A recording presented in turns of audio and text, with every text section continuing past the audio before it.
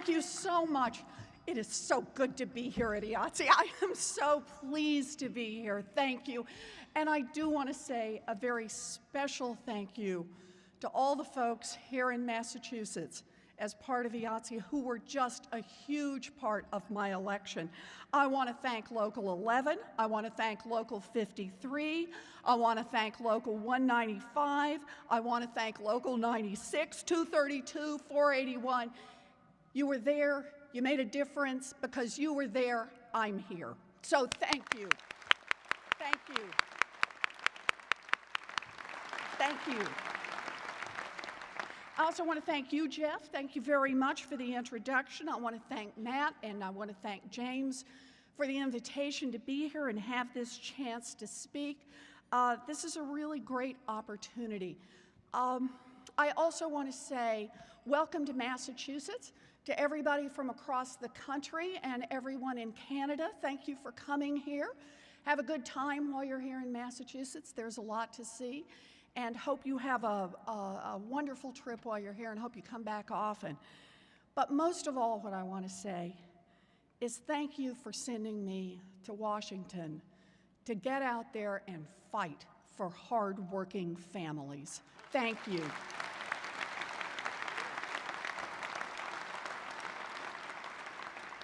The men and women of organized labor have too often been forgotten. The men and women of the middle class have too often been forgotten. And I am proud to stand with you every day to fight on their behalf. So thank you.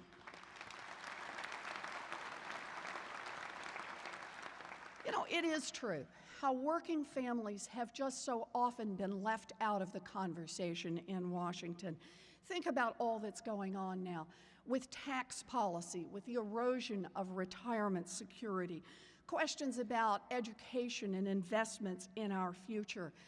Too often, the interests of working people have been drowned out by powerful industries and well-financed front groups.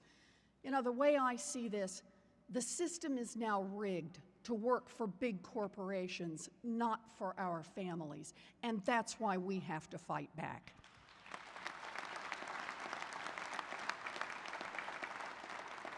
You know, it wasn't always this way. When I was growing up, working men and women had an effective and powerful advocate in America's labor unions. When I was growing up, about a third of all working people were dues-paying, card-carrying members of America's unions. And whether they were unionized or not, all workers benefited from the presence of the unions and from the advocacy of the unions. They benefited in higher wages. They benefited in safer working conditions. They benefited in better health care benefits. They benefited in pension protection. You know, what happened in America was that we had strong unions, and strong unions gave us better conditions for working families.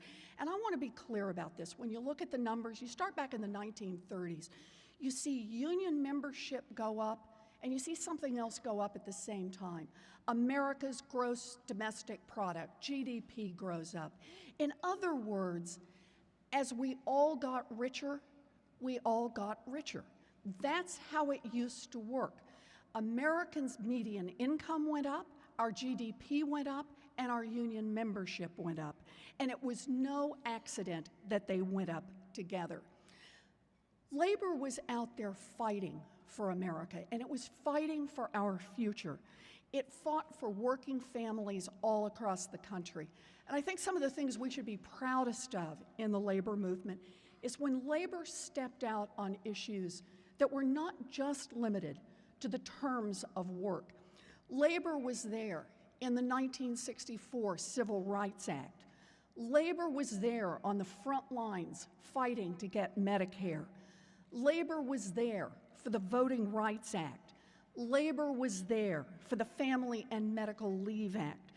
The foundations of our commitment to opportunities for all of us was what labor fought for and labor helped us win. Labor shaped America's middle class and built the economic foundation under it. Now, for 30 years, labor has been under attack. Despite efforts to weaken collective bargaining, unions keep fighting for all working people. And here I have to say something very personal. I got out to fight for a consumer agency, an agency that would be a pushback against the big financial institutions, to try to make it so that families weren't cheated on mortgages, on credit cards, on student loans.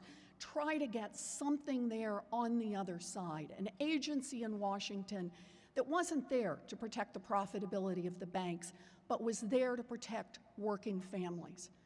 And who was my first ally in this fight? It was the labor unions. The labor unions said, this affects all working people, and we will be there. And so I want to come back today to say two things about that one.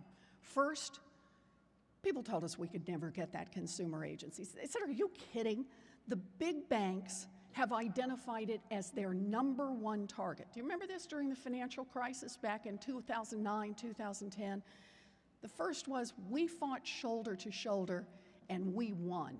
We got a good, tough consumer agency and we got it passed. We did that together. We did.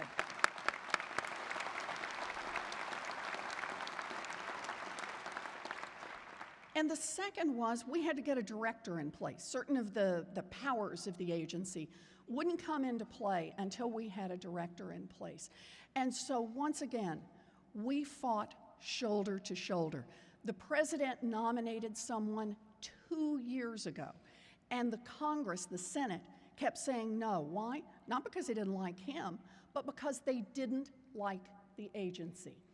And so we just last week, by hanging tough, by saying, nope, we are not going to agree to weaken this agency, we got through a director, and once again, we did it together. We got a consumer agency and a director.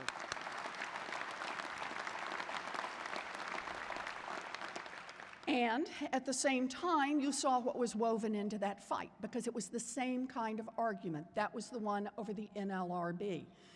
We had people in the United States Senate who basically just don't like what the NLRB does. They made it clear. They made it clear all along. Their problem was not with the individuals who were going to serve on the NLRB. It was that they didn't want to see the NLRB out there doing its work. And let's always remember what the work is that the NLRB does. It is there to protect the rights of those who want to bargain collectively. It is there to ensure that all workers, whether they're unionized or not, have a place to go when they've been cheated or when they've been tricked, when someone has violated the law. And it is there for employers who want to follow the rules. The NLRB is there to make sure that working people have a voice. We cut a deal last week, and it looks like we are going to get our NLRB people through. We'll have a hearing tomorrow on the Help Committee. We will have a vote the following day. We will push to have a strong and effective NLRB, and I am very hopeful we will do that before we recess in August. We have got to do it.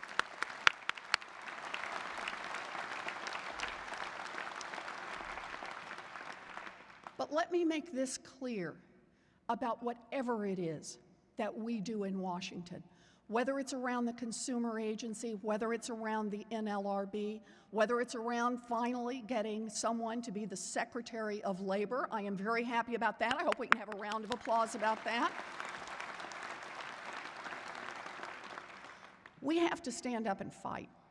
We can't just sit down and take what gets handed out to us. We are there. We have a sacred obligation to stand up on behalf of working people to fight for their futures.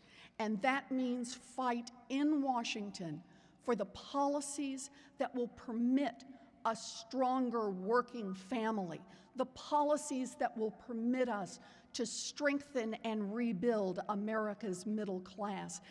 That's why I go to Washington. That's why we work together every single day. That's what this is about.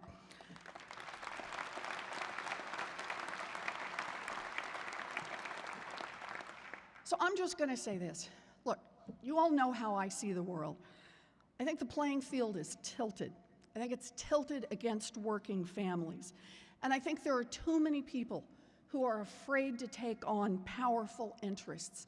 And when you're afraid, that means you're willing to let the game stay rigged. Well, I'm not willing to do that. You sent me to Washington to fight for our families. And I know that shoulder to shoulder, that's how we're going to improve the lives of working people. I'm proud to be here with you today. Thank you.